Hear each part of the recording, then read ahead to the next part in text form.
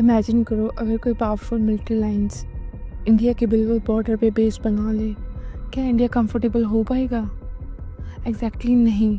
वही fear Russia और Ukraine को लेकर था। इसकी सिक्योरिटी टेंशन ने रशिया और यूक्रेन की वॉर को एक जन्म दिया था।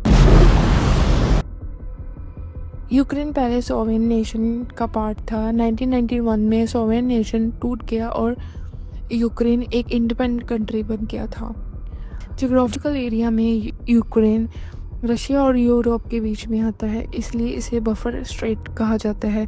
बफर स्टेट मीन्स मतलब जो राइवल पावर्स के बीच में सेफ्टी जोन हो, उसे बफर जोन कहते हैं। NATO expansion. नाटो एक वेस्टर्न मिलिट्री अलायंस है।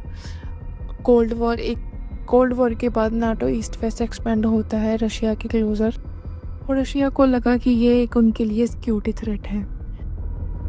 2014 में यूक्रेन में प्रो यूरोप गवर्नमेंट आई और रशिया ने क्रीमिया रीजन अनेक्स कर लिया।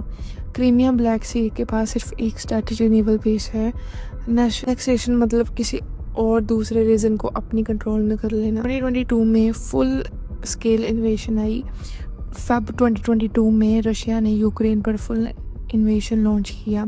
इन्वेशन मतलब मिलिट्री फोर्सेस के साथ किसी दूसरी कंट्री में अपनी एंट्री करना। सिक्योरिटी कंसर्न और नाटो एक्सपेंशन को रीज़न बताया। इसमें वेस्टर्न फोर्स और सैंक्शंस जो हुए आगे हम देखते हैं। यूएस और यूरोप कंट्री ने यूक्रेन को वेपन्स, मनी और इंटेलिजेंस सपोर्ट दिया। यूक्रेन पर इकोनॉमिक सैंक्शन लगाया गए। सैंक्शन मतलब इकोनॉमिकल पनिशमेंट्स, जैसे ट्रेड बैन कर देना, बैंक फ्रीज कर देना, स्विफ्ट सिस्टम से कट कर लेना। स्विफ्ट मतलब ग्लोबल बैंकिंग सिस्टम से उनको ख़त्म कर दिया। ग्लोबल इम्पैक्ट इस पे क्या आया? ऑयल प्राइसेस बढ़ गए, गैस क्राइसिस यूरोप में आया, वीट और फर्टिलाइज़र सप्लाई पर इम्पैक्ट बहुत हुआ, ग्लोबल इन्फ्लेशन इंक्रीज़ हुई और डिफेंस स्पेंडिंग बढ़ गई। इंडिया की पोजीशन, और इंडिया ने यहाँ पे क्या स्टैंड लिया? इंडिया ने यहाँ पे न्यूट्रल स्टैंड लिया, ना ही ओपनली रशिया को सपोर्ट किया और ना ही वेस्टर्न सैंक्शन ज्वाइन करा। इंडिया स्ट्रैटेजिक ऑटोनॉमी फॉलो करता है, मतलब नेशन इंटरेस्ट के बेस पे डिसीजन लेता है। इंडिया मल्टीपल अलाइनमेंट पॉलिसीज़ को भी फॉलो करता है, मल्टीपल पावर्स ब्लॉक के साथ रिलेशन मेंटेन करके रखता है।